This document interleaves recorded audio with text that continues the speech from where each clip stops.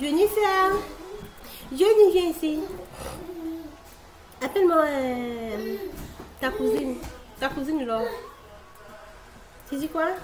C'est pas ta cousine, c'est qui? C'est juste une amie. Ah bon?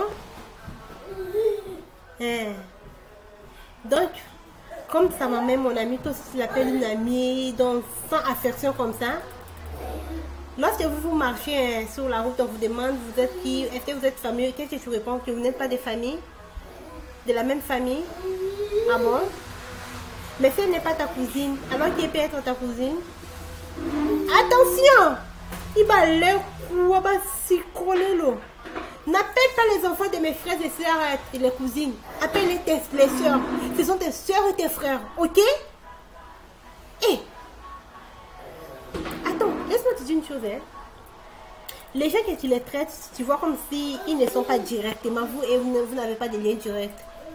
Si ils habitaient chez moi, j'allais m'occuper d'eux également comme je m'occupe de toi. Et même s'ils habitaient chez moi, que toi tu n'habitais pas chez moi, j'allais m'occuper d'eux en premier, ok? Je m'occupe pas et je ne me concentre pas sur eux parce qu'ils ont leurs parents aussi. Leur papa et leur maman s'occupent d'eux. C'est pourquoi je ne me concentre pas sur eux. Moi, je ne vais pas écouter ça. Ils sont tes frères et sœurs directement. Ok? Merde. Appelle-moi alors, tu l'amènes ici. En fait, la famille lui dit que il faut qu'on puisse vraiment apprendre à se familiariser.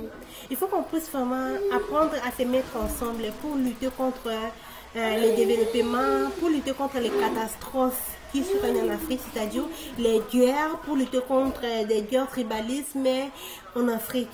Il faut qu'on puisse apprendre à s'améliorer, apprendre à s'aimer ici. Parce que ici, en étranger, dans les pays des Blancs, directement, si tu vois une personne qui a des poids noirs, tu le considères directement, tu dois le considérer directement comme une famille. Parce que c'est un peu étrange, c'est un peu bizarre que vous rencontrez, vous êtes des noirs, malgré il y a plusieurs noirs, donc c'est normal qu'on puisse se considérer comme on est de la famille. Pour lutter contre les catastrophes en Afrique. Je vais vous dire une chose. L'Afrique n'a pas été séparée automatiquement. La haine n'est pas venue en Afrique automatiquement. C'est quelque chose qui est venu graduellement. On a séparé les pays. Vous verrez que les gens des mêmes pays s'aiment beaucoup plus les gens des d'autres pays. Après, dans les pays, on a des régions.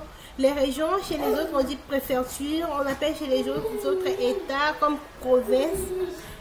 Après les provinces, on a les tribus. Les gens de cette même tribu se considèrent, malgré qu'ils sont dans les mêmes provinces, et se considèrent beaucoup plus que les gens d'autres tribus. Dans les tribus, on a des clans. Dans les clans, les gens là se familiarisent beaucoup plus que les gens d'autres clans. Et maintenant, ce qu'on entend maintenant, après avoir séparé les gens de clans différents, maintenant c'est la famille élargie. C'est quelque chose qui existait depuis. Mais actuellement, cela est en train de se croître. Ok? L'esprit du cousin, cousine, de quoi là, est en train de se croître. Et ça mène aussi la division. Après ça, nous allons voir aussi, dans la même famille, l'esprit de l'autre là, de l'individualité. Donc moi je suis venue seule au monde, je ne peux pas venir avec une soeur ou une frère. Ça va, cette loi-là va s'établir aussi. C'est pourquoi il faut qu'on puisse lutter contre ça, pour lutter également ensemble contre la guerre en Afrique, contre les catastrophes en Afrique, contre la manque d'amour en Afrique. Ok la famille? D'accord, j'espère que vous m'avez compris. Laure, viens t'asseoir ici. S'il te plaît Laure, madame. Je vais te poser juste une question. Est-ce que ta maman sait que toi tu connais déjà les hommes? Tu sors déjà avec les hommes? Eh, non, j'ai parlé de quoi? J'ai parlé de quelque chose que moi j'ai vu. Est-ce que ta maman est au courant? J'ai parlé de ça parce que j'étais dans le même métro aujourd'hui avec toi lorsque tu es descendu au Jean Talon. Ah! J'ai introduit maintenant, hein? D'accord. Donc j'avais tout vu. Ok? Je repose la question. Laure, ça fait combien de temps que toi tu sors avec les hommes? Soussou! Ferme ta bouche. Est-ce que toi tu crois que moi je suis née étant de vierge? Ou j'étais vierge avant de devenir des vierges? Ce n'était pas la première fois, c'est pas la première fois que je t'avais vu en tout embrasser un homme dans le métro. Un enfant qui est vierge. Tu as embrassé un homme comme toi tu as embrassé dans le métro, devant les gens. Et tu veux me dire que c'était ta première fois? Oh! Tu regardais l'homme dans ses yeux. Tu n'avais pas honte des gens qui sont autour de toi. Dans les métros, s'il te plaît, en public. Tu as embrassé un homme. Tu veux me dire que c'était la première fois? Hein? Elle me dit que si on l'amène maintenant à l'hôpital, elle est encore vierge. Ok, je crois à toi. Moi, je ne répondrai pas. Parce que toi, là, on te dévierge maintenant partiellement. Ta bouche, là, est déjà déviergée. Je ne crois pas à la notion de virginité actuellement, de nos jours, chez nos petites sœurs ou chez les enfants que nous allons en avoir, sont comment, je ne sais pas. Donc, on vous dévierge maintenant partiellement.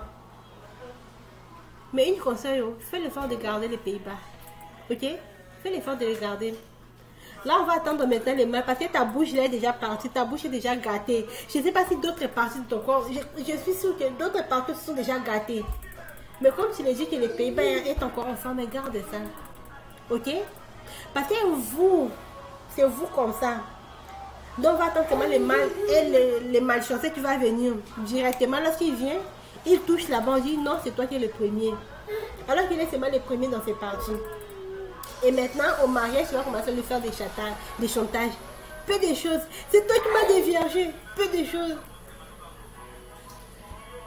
Ok, faut t'asseoir. Oh. Ok, merci la famille.